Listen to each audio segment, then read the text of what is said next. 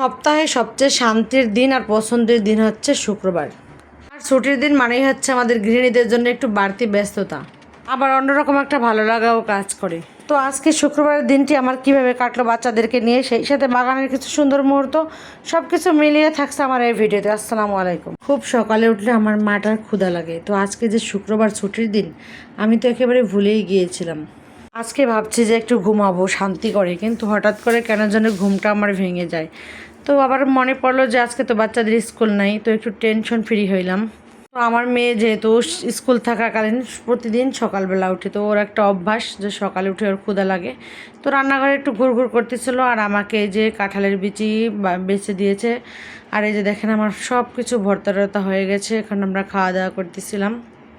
তবে শুক্রবার ব্যস্ত থাকলেও খুব ভালো লাগে, একসাথে আমরা এক টেবিলে বসে আমরা সব মামাই যে একসাথে খাওয়া দাওয়া করি। থাকে না কোনো তাড়া না কোনো প্যারা। তো এই যে খাওয়া দাওয়া শেষ করে আসলাম দুপুরে রান্নাবান্না করতে। প্রতিদিনই মাছ গোশ খাওয়া হয় আমাদের, তো আজকে ভাবলাম কি যে একটু ডাল খাই আর হচ্ছে ডিম। তবে মাঝে মধ্যে কি জানেন, ডাল ডিমও কিন্তু খুব ভালো লাগে, মাঝে মাঝে নিরামিষ খেতে হয়। তো আমি মাঝে মাঝে সবজি বা ডাল ডিম এরকম করে থাকি, আর যদি বাজার করি তার আগের দিনেও কিন্তু এরকম ডিম ডাল রান্না করি। তো আমার বাজারটাও কিন্তু প্রায় খালি হয়ে গেছে, ফ্রিজ মানে মাছটা শেষ হয়ে গেছে, গোশ আছে। তো আজকে ভাবলাম যে একটু শুটকি তারপর ডিম আর ডাল করি। তো আমার রান্নাবান্না কিন্তু শেষ হয়ে গেছে, আর এই যে বাচ্চারা গোসল টোসল করেছে, আর দেখেন নিজেদের কাপড় চোপড় কিন্তু নিজেরাই ধোয়। অনেক বেশি ময়লা কাপড় চোপড় হলে কিন্তু আমি ধোয়াধুয়ি করি, আর বাচ্চারা গোসল করে নিজের জামা কাপড়টা কিন্তু ধুয়ে ফেলায়। তো খাওয়া দাওয়া শেষ করে বিকেলবেলায় যে দেখেন দুই ভাই বোন বসেছে খেলতে, যে বার্গারের দোকান নিয়ে বসেছে। যমজ ভাই বোন হলে একটা সুবিধা আছে, বাহিরের মানুষের দরকার হয় না, নিজেরাই ভাই বোনরা খেলতে পারে। আর এইদিকে আমি তো বালতি বালতি কাপড় চোপড় ধুয়ে আজকে নেড়ে দিয়েছি, বিছানা চাদর জামা কাপড়। বাচ্চাদের স্কুল ড্রেস তো আছেই, প্রতি সপ্তাহে ধোয়া লাগে। সব কাজ বাজ শেষ, এখন একটু হালকা হইলাম, তো দেখি বাচ্চারা খুব সুন্দর খেলা করতেছে। তো ওদের দেখে সেই ছোট্টবেলার স্মৃতিগুলো মনে পড়ে গেল, যে একটা সময় কিন্তু আমরাও এরকম খেলা খেলছি। এই যে স্যান্ডেল সারাসারি, তারপর স্যান্ডেল মেলামেলি, খুব সুন্দর দিন কেটেছে ছোটোবেলায়। তবে সেই ছোটোবেলার দিনগুলোর জন্য খুব আফসোস হয় মাঝে মাঝে, তবে হাজার চাইলেও কিন্তু এই দিনগুলো আর কখনোই ফেরত পাওয়া যাবে না। তো যাই হোক, সব কিছু শেষ করে আসলাম বাগানে একটু সময় দিতে।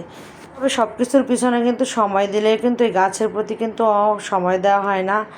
তো এই যে কিন্তু আখের ডগাগুলো একদম অপরিষ্কার হয়ে আছে, কতদিন ধরে জংলা জংলা হয়ে আছে।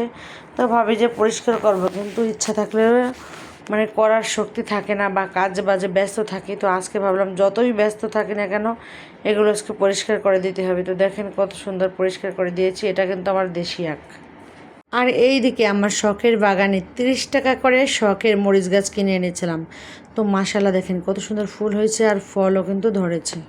তবে অনেক দিন ধরে এই মরিচ গাছের খুব আশা করছিলাম, তো আল্লাহ মিলাই দিল আমার বাগানে। এই মরিচ গাছ জাস্ট একটা থাকলে হয়, এত পরিমাণে মরিচ ধরে, দেখেন খুব সুন্দর লাগতেছে। এই মরিচ গাছকে আমরা কিন্তু ট্যাপা মরিচ গাছ বলি। আর এইদিকে তো আমার সিম গাছ দেখেন, এই যে বেড়ায় কিন্তু বেয়ে যাচ্ছে, দড়িটা নিয়ে দেওয়া হবে। তো আগে তুই সিম খাবে এবার, মানে সবার আগে আগে হবে আমার সিম, মাশাল্লাহ যদি আল্লাহ দেয়। আর এই দিকটাতে কিন্তু অনেক রিস্ক নিয়ে আজকে বাগানে কাজ করেছি, দেখেন বোলতার চাক কতদিনে কিন্তু অনেক বড় হয়ে গিয়েছে। সাথে আরও একটা দেখেন, এটি কিন্তু অনেক ভয়ঙ্কর, খুব ভয় লাগতেছিল। এর আগেও কিন্তু সেম এরকম একটা বোলতার চাক ছিল, তো আমি নিজে কিন্তু ভেঙে ফেলছি।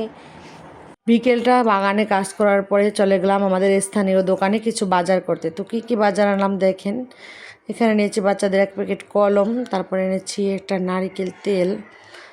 শুক্রবারে মাথায় শ্যাম্পু দিলে আমার একটা অভ্যাস হয়ে গেছে, তেল ছাড়া আমার একদমই চলে না। আর এই যে বিশ্বকাপ এখন আমাদের ঘরে, তাও আবার সাবানের সুবাস সহ। তো টুকিটাকি বাজার করলে আমরা আমাদের স্থানীয় দোকান থেকে করি, আর যখন আমরা বেশি কেনাকাটা করি তখন বাজার থেকে করি। এই গরমে বাচ্চাদের জন্য একটা পাউডার নিয়েছি রিভাইভ, তো ওই রিভাইভ পাউডারটাই ব্যবহার করি আমরা সব সময়। তো আজকে এই পর্যন্তই, ভালো থাকবেন সবাই।